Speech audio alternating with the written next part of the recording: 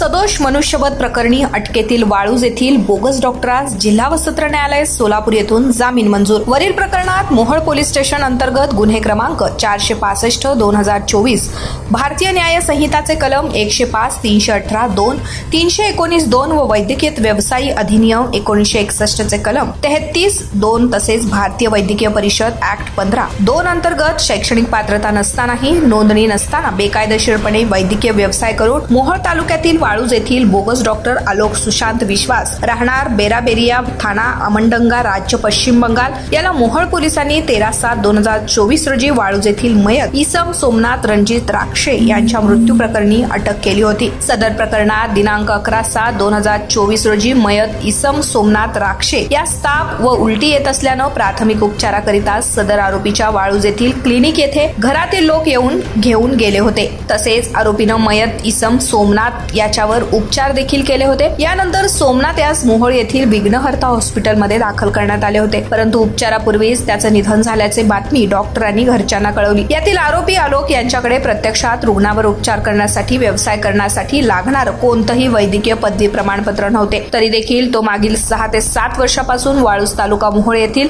वैद्यकीय व्यवसाय करत असल्याचा अहवाल या मोहोळ येथील वैद्यकीय अधिकारी डॉक्टर तेजस्विनी जाधव यांच्या अहवालात मोहोळ पोलीस स्टेशन येथे सादर करण्यात आले होते आणि बोगस डॉक्टरच्या उपचारामुळे सोमनाथ राक्षेचा मृत्यू झाला असल्याची बातमी व ही प्राथमिक माहिती अंदाजी वैद्यकीय अधिकारी यांनी दर्शवली होती। आरोपीनं आपला जामीन अर्ज मे जिल्हा सत्र न्यायालय सोलापूर येथे दाखल केला होता। जिल्हा व सत्र न्यायाधीश श्री खुने यांनी आरोपीचा जामीन अर्ज सशर्त मंजूर केलाय। वरील प्रकरणात आरोपीतर्फे advocate Kadir Auti, advocate Irfan Patil, advocate Shridevi Kate Kasbe, advocate Dattatray Kapure, advocate Nilesh Kattimani, advocate Vaibhav Bhonge, advocate Sohel Rampure यांनी हे काम पाहिले।